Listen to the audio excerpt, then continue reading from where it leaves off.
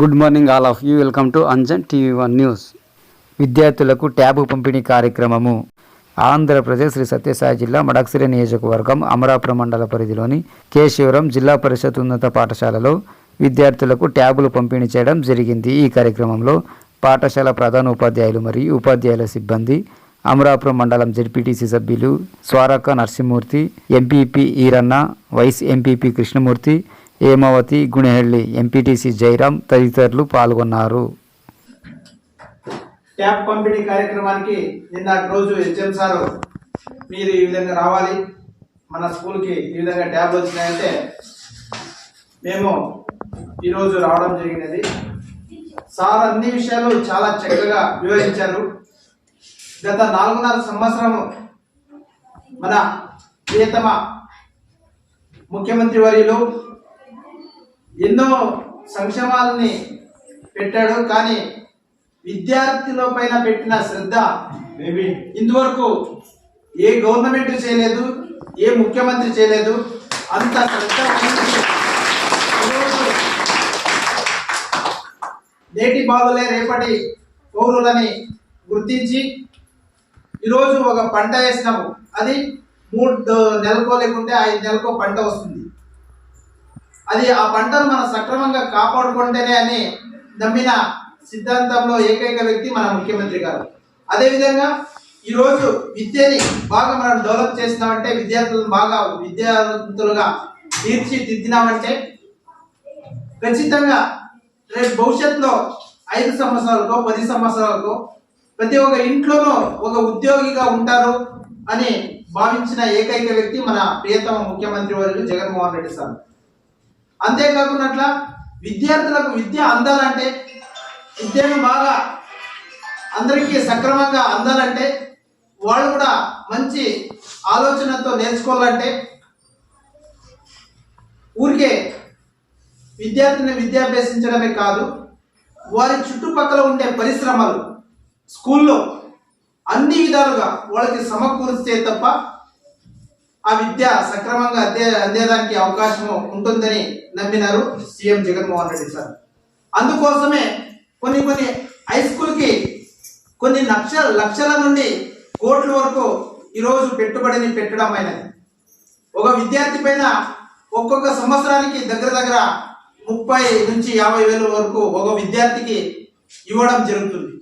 ఎందుకోసమంటే ఏ ఒక్క తల్లిదండ్రులు కూడా ఆ విద్యార్థిని భారం తల్లిదండ్రులకు పడకూడదని స్వయాన మన ముఖ్యమంత్రి వారిలే అవన్నీ బరువు బాధ్యతలు మోసుకొని ఈరోజు మీ యొక్క తల్లిదండ్రులు కూడా భారం పెట్టకుండా అంత జవాబుదారీతనంగా తీసుకుంటున్నారంటే, మీరు కేవలం ఇవ్వాల్సిన కానుక తల్లిదండ్రులు కానీ, మరి మన విద్యార్థి గురువులు కానీ, మరి మన ప్రియతమ ముఖ్యమంత్రి వారు కానీ ఇవ్వాల్సిన కానుక ఏదైనా ఉంటే మీరు కేవలం విద్యను అభ్యసించి ఒక ఉన్నతమైన స్థానానికి వెళ్తే దానికి ఇంకా కానుక మరొకటి ఉండదని విద్యార్థులందరికీ నేను ఈరోజు ప్రతి ఒక్కటి మీకు అందరికీ తెలిసే ఉంటుంది. అమ్మఒడి తీసుకోండి, జగనన్న విద్యా దీవెన తీసుకోండి, జగనన్న వసతి దీవెన చూసుకోండి, మరియు ఇంతకుముందు ఎన్నడూ చూడని విధంగా జగనన్న గోరుముద్ద, రాగి జావా, ఇట్లా 9 రకాలుగా 7 రకాలుగా ప్రతి ఒక్క దినము ఒక మెనూ ప్రకారంగా భోజనం. ఎందుకంటే వాళ్ళు విద్యార్థులు మంచి ఆరోగ్యంగా ఉండాలి, ఆలోచనతో ఉండాలని మంచి పౌష్టికమైన ఆహారాన్ని తింటేనే వాళ్ళు విద్యని మంచిగా అభ్యసించేదానికి అవకాశం ఉంటుందని జగన్మోహన్ రెడ్డి సార్ గ్రహించి మీకు మెనూ ప్రకారంగా మంచి కూరగాయలతో కూడినటువంటి వంటను, భోజనాన్ని, సదుపాయాన్ని మీకు వడ్డించడం జరుగుతుంది. అంతేకాకుండా ఇంతకుముందు చూసే ఉంటారు, ఇంతకుముందు ఏ విధంగా ఉండేది స్కూల్లో భోజనము, ఇప్పుడు ఏ విధంగా ఉంది అని మీకు అందరికీ విద్యార్థులందరికీ తెలిసే ఉంటుంది. అందుకోసం దయచేసి ఇంత సౌకర్యం ఈరోజు స్కూల్ చూస్తుంటే ఒక దేవాలయం మాదిరిగా ఉంది. అది ఎందుకోసం మా ఇంట్లో ఇంత నీట్గా ఉంటుందో అందరింట్లో తెలియదు, కానీ ఈ స్కూల్లోకి వస్తుంటే మంచి మనసుతో విద్యను అభ్యసించాలి. ఇది ఒక దేవాలయం మాదిరిగా ఉంటే, ఇప్పుడు దేవాలయం పోతే మన స్వామి అని ఇట్లా మంచి మనసుతో ముక్కుంటాం అన్నమాట. అదేవిధంగా ఈ దేవాలయం ఈ స్కూల్కి వచ్చినప్పుడు కూడా ఒక దేవాలయం మాదిరిగా వాళ్ళు మనసు కలగాలని ఆలోచించి స్కూల్ కూడా ఇంత చక్కగా తీర్చిదిద్దడం జరిగినది. టేబుల్స్ కానీ మరియు ఈ విధంగా టైల్స్ కానీ ఫ్యాన్స్ కానీ లైట్స్ కానీ ఈ విధంగా ప్రాజెక్ట్ వర్క్ ఇక్కడ ఆన్ చేస్తే స్క్రీన్ కిందకు తింటే దీంట్లో అన్ని ప్రాజెక్టులు ఒక సినిమా మాదిరిగా ఇక్కడ ప్రాజెక్ట్ వర్క్ కూడా చూపెడతారు. అదేవిధంగా బోర్డు ఇంతకు ముందు ఏదైనా రాయాలంటే అంటేది కాదు, ఇప్పుడు గ్రీన్ బోర్డు ప్రతి స్కూల్లోనూ ప్రతి బోర్డు గ్రీన్ బోర్డు వస్తుంది. అదేవిధంగా షూస్, సాక్స్, బట్టలు, బుక్స్ ప్రతి ఒక్కటి తల్లిదండ్రులు మీరు ఇక్కడే ఉన్నారు. ఏదైనా పిల్లల పైన మీకు భారం కలుగుతుందా లేదా? ఏదైనా భారం ఉందా? భార అయితే మేనాದರೂ ನೀವು ಖರ್ಚಿಕೊಂಡಿದ್ದೀರಾ?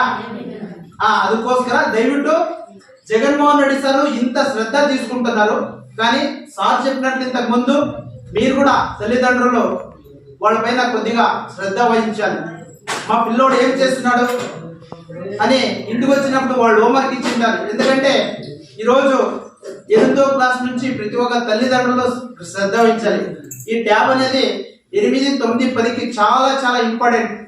దీంట్లో అంత కంటెంట్ ఉంటుంది అనమాట. 3 క్లాస్కి సంబంధించిన కంటెంట్ ఉంటుంది. దాన్ని మంచి దానికి వాడుకోవాలి. ఇంతకు ముందు సార్ చెప్పినట్టు వైఫై వేరే దాంట్లో కనెక్ట్ చేసుకుని సీరియల్లో, టీవీనో లేకుంటే గేమ్స్ ఈ విధంగా మంచి దానికి వాడుకోవాలి, చెడు దానికి వాడుకోకూడదు. మంచి క్రమశిక్షణతో ఉండాలి. మీరు విద్యను ఒక రకంగా తక్కువ నేర్చుకున్నా పర్వాలేదు, మీరు ఒకవేళ ఒక జాబ్ పోకున్నా పర్వాలేదు, మీరు తల్లిదండ్రులకి గురువులకి చెడ్డ పేరు తెచ్చే విధంగా ప్రవర్తన చేయొద్దండి.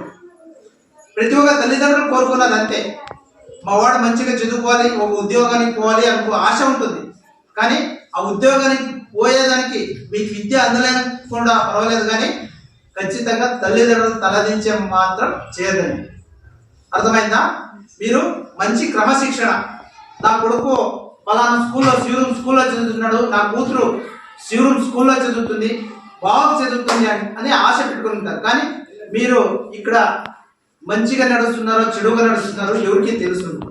కానీ దయచేసి మిమ్మల్ని ఫస్ట్ మీరు మోసం చేసుకోవద్దండి, దాని తర్వాత తల్లిదండ్రులు మోసం చేయొద్దండి, గురువులు మోసం చేయొద్దండి. ఖచ్చితంగా ఇవన్నీ ఎక్కువసేపు మాట్లాడకూడదు. ఇంకా మాట్లాడే వాళ్ళు ఎక్కువ మంది ఉన్నారు. కానీ ఏది ఏమైనప్పటికీ మంచి క్రమశిక్షణతో ఉండి మీరందరూ మెలగాలని కోరుకుంటూ, అదేవిధంగా దీన్ని మంచిగా వాడుకోవాలి.